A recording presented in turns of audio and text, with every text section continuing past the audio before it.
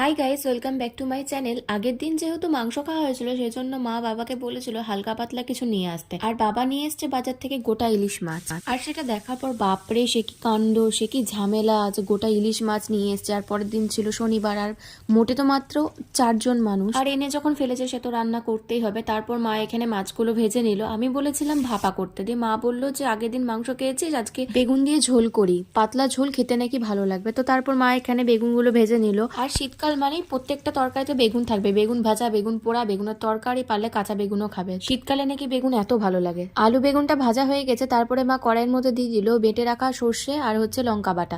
তারপর এখানে পাতলা যেহেতু ঝোল করবে তাই জন্য জলটা পরিমাণ মতো দিয়ে দিয়েছিল। তারপরে মা আমাকে বললো মাছগুলো কড়াইয়ের মধ্যে ছেড়ে দিতে। 4 জনের 4 পিস মাছ করেছিল, বাদ বাকি চলে গেছিল ফ্রিজের মধ্যে। ব্যাস, রান্না কমপ্লিট। তারপরে খেতে বসে পড়েছিলাম। এত কাণ্ডের পর খেতে কিন্তু খুব ভালো হয়েছিল। ভিডিওটি ভালো লেগে থাকলে লাইক, কমেন্ট অ্যান্ড শেয়ার